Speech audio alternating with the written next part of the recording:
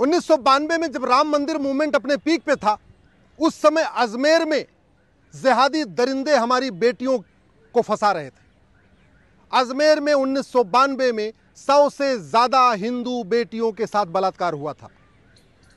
और दुख इस बात का भी है, अब जब फैसला आया है 32 साल के बाद, तो किसी भी वहशी दरिंदे की 100% संपत्ति जब्त नहीं हुई, किसी भी वहशी दरिंदे को फांसी नहीं हुई, और किसी भी वहशी दरिंदे की सिटीजनशिप खत्म नहीं हुई, नागरिकता भी खत्म नहीं हुई।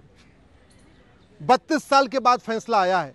इसलिए मैं बार बार कहता हूं, हमारा कानून घटिया है, हमारी पुलिस व्यवस्था सड़ चुकी है, हमारा इन्वेस्टिगेशन का तरीका सड़ चुका है, हमारी न्यायिक व्यवस्था सड़ चुकी है, हमारे कानून लचर हैं, बहुत ही कमजोर हैं, हमारे कानूनों से खौफ नहीं पैदा होता। राम मंदिर का मूवमेंट पूरा पीक पे था और वो जिहादी दरिंदे स्कूल की बच्चियों को एक एक करके टारगेट कर रहे थे।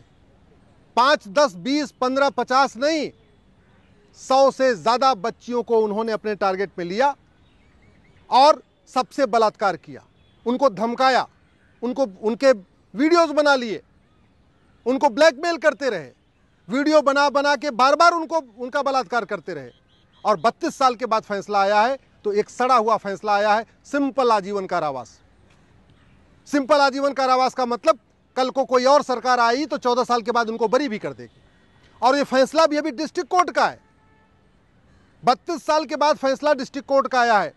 अभी वो अपील करेंगे, हाई कोर्ट में जाएगा, 10 साल मुकदमा वहां चलेगा, 42 साल हो गया, मामला सुप्रीम कोर्ट में भी आ सकता है, उसके बाद राष्ट्रपति की दया याचिका भी है, अलग अलग तरीके और भी इस पूरे मामले को लंबा करने के लिए। पुलिस रिफॉर्म की जरूरत है, जुडिशियल रिफॉर्म की जरूरत है, one nation one police code की जरूरत है, पुलिस चार्टर लागू करने की जरूरत है कि आपका अगर आपने एफआईआर किया तो आपको 1 महीने के अंदर जांच पूरी करनी है। मुकदमा इसलिए लंबा चलता है कि इन वहशी दरिंदों ने झूठ का सहारा लिया, इन वहशी दरिंदों ने झूठे गवाह तैयार किए, अपने झूठे कागज बनाए, झूठे मेडिकल सर्टिफिकेट बनाए, सब कुछ झूठा अपना एफिडेविट फाइल किया, लेकिन इनकी सजा नहीं बढ़ी। क्यों? क्योंकि हमारे देश में झूठी गवाही गंभीर अपराध नहीं है, झूठा डॉक्यूमेंट तैयार करना अपराध नहीं है, झूठा एफिडेविट फाइल करना गंभीर अपराध नहीं है। तो झूठ का सहारा लेके इन्होंने 1992 में बलात्कार किया और 2024 में जाके फैसला आ रहा है, मुकदमे को 32 साल तक लंबा खींचते रहे। जुडिशियल रिफॉर्म नहीं, जुडिशियल चार्टर हमारे पास नहीं है, एक यूनिफॉर्म जुडिशियल कोड नहीं है जहां देश के सभी जजों के लिए बाकायदा गाइडलाइन हो कि आपको अगर हत्या का मुकदमा है तो 10 से 15 डेट में खत्म करना है, बलात्कार का मुकदमा है तो आपको 15 से 20 डेट में खत्म करना है, लंबी लंबी तारीख नहीं देनी है, कोई मैक्सिमम आपको 2-2 हफ्ते की तारीख देना है।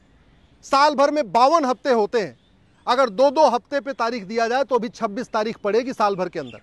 और कोई भी केस हो, हत्या का हो, मर्डर हो, ब्रूटल मर्डर हो, टुकड़े टुकड़े करके मारा हो, कोई भी केस 1 साल के अंदर डिसाइड हो सकती है, क्योंकि 1 साल में अगर हम 15-15 दिन पे तारीख दें तो 26 तारीख पड़ती है, और कोई भी केस डिसाइड करने के लिए 26 तारीख पर्याप्त होती है।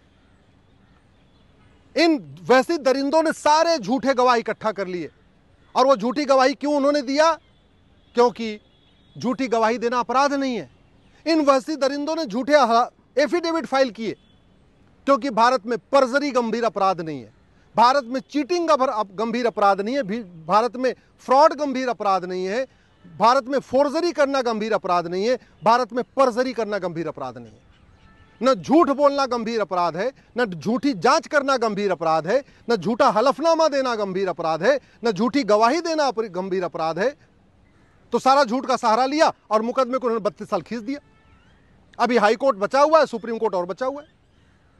इन वैसी दरिंदों ने झूठे कागज तैयार किए अपने बचाव के लिए। क्यों? क्योंकि भारत में झूठा डॉक्यूमेंट बनवाना अपराध ही नहीं है। आप झूठा आधार बनवा लीजिए, झूठा राशन कार्ड बनवा लीजिए, झूठा ड्राइविंग लाइसेंस बनवा लीजिए, झूठा बर्थ सर्टिफिकेट बना लीजिए। आपकी उम्र 30 साल की है, आप अपनी उम्र 18-17 साल दिखा लीजिए झूठे कागज के जरिए, कोई गंभीर अपराध ही नहीं है। इन वैसी दरिंदों ने खूब झूठे कागज भी तैयार कर लिए, झूठे मेडिकल सर्टिफिकेट भी तैयार कर लिए, पैसा इनके पास था ही था। और सबसे बड़ी बात ये अजमेर के जो दरिंदे पकड़े गए हैं, ये किसी एक दरगाह से भी इनका कनेक्शन है। ये सब कोई ऐसे नहीं कि कोई फुटपाथ वाले थे। ये जितने वहशी दरिंदे पकड़े गए हैं ये कोई फुटपाथ के नहीं थे, कोई रोहिंग्या नहीं थे, कोई बांग्लादेशी नहीं थे। ये सब भारत के ही रहने वाले थे, ये सब अजमेर के रहने वाले थे, कई पीढ़ियों से अजमेर में रह रहे थे। और एक एक करके चुन चुन के इन्होंने हिंदू बेटियों को चुना। जो 100 से ज़्यादा बच्चियों का बलात्कार किया उसमें 100% हिंदू लड़कियां थी। इसका मतलब कि जब 1990 में राम मंदिर मूवमेंट पीक पे था, उसका बदला लेने के लिए इन्होंने लड़कियों को टारगेट किया। जब देख रहे थे कि राम मंदिर पूरे देश में जय श्री राम का नारा लग रहा है, छोटे बच्चे, छोटी बच्चियां, महिला, पुरुष, बुजुर्ग सब सड़कों पे आ रहे हैं, कहीं न कहीं उसी का बदला लेने के लिए इन्होंने बच्चियों के साथ बलात्कार किया था। और न्यायिक व्यवस्था इतनी सड़ी हुई कि 32 साल के बाद डिस्ट्रिक्ट कोर्ट का फैसला आ रहा है, उसमें भी कानून ऐसा घटिया कि किसी वहशी दरिंदों का आजीवन कारावास, फांसी नहीं हुई, किसी वहशी दरिंदे की 100% संपत्ति जब्त नहीं हुई, किसी वहशी दरिंदे की नागरिकता खत्म नहीं हुई। इसलिए मैं आप लोगों से निवेदन कर रहा हूं, मैं माननीय प्रधानमंत्री से निवेदन कर रहा हूं, भारत में कानून का खौफ नहीं है। कभी दुबई में ऐसे 100 बच्चियों का बलात्कार नहीं होता, कभी अमेरिका में हमने नहीं सुना कि किसी एक गैंग ने 100 से ज़्यादा बच्चियों का बलात्कार किया, कभी सिंगापुर में हमने नहीं सुना कि 100 से ज़्यादा बलात्कार बच्चियों का किया गया, कभी जापान में नहीं सुना कि किसी गैंग ने 100 से ज़्यादा बच्चियों का बलात्कार किया। ये भारत में हो रहा है क्योंकि हमारी पुलिस व्यवस्था सड़ चुकी है, हमारी प्रशासनिक व्यवस्था सड़ चुकी है, हमारी न्यायिक व्यवस्था सड़ चुकी है और हमारे कानून महाघटिया हैं। हमारे देश में कानून का खौफ नहीं है, इसलिए सामूहिक बलात्कार भी होता है, बलात्कार के बाद हत्या भी होती है, ब्लैकमेल भी होता है, वीडियो भी बनाया जाता है, क्योंकि खौफ नहीं पैदा होता। अगर हमने यूनिफॉर्म पुलिस कोड बनाया होता, एक पुलिस चार्टर लागू किया होता, तो एफआईआर करने के 1 महीने के अंदर जांच पूरी हो जाती। अगर हमने जुडिशियल चार्टर लागू किया होता कि जज साहब के लिए साल भर के अंदर फैसला देना अनिवार्य है, तो 92 में बलात्कार हुआ और 93 में इनको सजा हो जाती, 93 में इनको सजा हो जाती। अगर हमने कठोर कानून बनाया होता कि प्लान्ड वे में रिलीजन के आधार पर अगर बलात्कार करोगे तो केवल फांसी होगी, अगर रिलीजन के आधार पे, रिलीजन धर्म देख के अगर बलात्कार किया है, हेट क्राइम किया है, अगर ये देख के बलात्कार किया है कि हाँ ये हिंदू है इसलिए बलात्कार कर रहे हैं, ऐसे लोगों को फांसी होनी चाहिए। और अगर फांसी ना हो तो अंतिम सांस तक जेल में रखने की व्यवस्था होनी चाहिए और इनकी नागरिकता खत्म होनी चाहिए। इनके घर पे बुलडोजर चलाने की जरूरत नहीं है, इनके घर को नीलाम कर देना चाहिए और नीलामी के बाद जो पैसा बचे वो पीड़ित के परिवार को देना चाहिए। बुलडोजर चलाने से खौफ नहीं पैदा होगा, खौफ तब पैदा होगा जब कानून कठोर होगा, सज़ा जल्दी होगी। और ये बलात्कार तब रुकेगा जब ये जो मुगलिया स्कूल चल रहे हैं जो नफरत सिखाते हैं, ये जो विदेशी स्कूल चल रहे हैं नफरत वाले, ये बंद होंगे। इसलिए मैं माननीय प्रधानमंत्री से निवेदन कर रहा हूँ, भारत में मुगलिया स्कूलों को बंद करिए, भारत में यूनिफॉर्म एजुकेशन सिस्टम लागू करिए, ये गुलामी के पुलिस व्यवस्था ख़त्म करिए, भारत में यूनिफॉर्म पुलिस कोड लागू करिए, ये गुलामी की प्रशासनिक व्यवस्था ख़त्म करिए, भारत में यूनिफॉर्म एडमिनिस्ट्रेटिव कोड लागू करिए, ये गुलामी की न्यायिक व्यवस्था को बदलिए, भारत में यूनिफॉर्म जुडिशियल कोड लागू करिए, नार्को पॉलीग्राफ मैंडेटरी करिए, हत्या के केस में, बलात्कार के केस में, ड्रग स्मगलिंग के केस में, ह्यूमन ट्रैफिकिंग के केस में, जहाँ पे भी गंभीर अपराध हो वहाँ पे अपराधियों का narco test, polygraph test, brain mapping जरूरी होना चाहिए। और झूठ को गंभीर अपराध घोषित करिए, क्योंकि ये चाहे नशा तस्कर हैं, चाहे मानव तस्कर हैं, चाहे जिहादी हैं, चाहे उन्मादी हैं, चाहे हत्यारे हैं, चाहे बलात्कारी, अल्टीमेटली ये झूठा कागज़ बनवाते हैं, झूठे डॉक्यूमेंट बनवाते हैं, झूठा हेल्थ सर्टिफिकेट बनवाते हैं। और वो इसलिए बनवाते हैं क्योंकि वो गंभीर अपराध नहीं है। ये झूठे गवाह खड़े कर लेते हैं, झूठा एफिडेविट फाइल करते हैं, सब कुछ झूठ करते हैं।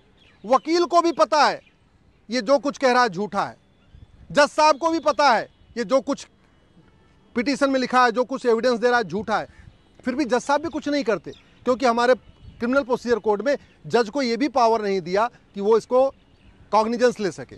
और सबसे बड़ी बात ये, हमारे देश में सज़ा कंसेक्टिव नहीं हो रही है। अगर 5 धाराओं में आदमी दोषी है तो 5 धाराओं की सज़ा अलग अलग चलनी चाहिए, जैसे अमेरिका में होता है। अगर कोई आदमी 5 धाराओं में दोषी है और एक धारा में 5 साल की सज़ा है तो उसको 25 साल की सज़ा होती है। हमारे देश में 5 धारा में दोषी है और एक धारा में 5 साल की सज़ा है तो टोटल 5 साल की सज़ा होती है। ये बंद होना चाहिए। ये जो कॉन्करेंट हम सेंटेंस देते हैं, कॉन्करेंट सज़ा देते हैं, ये बंद हो।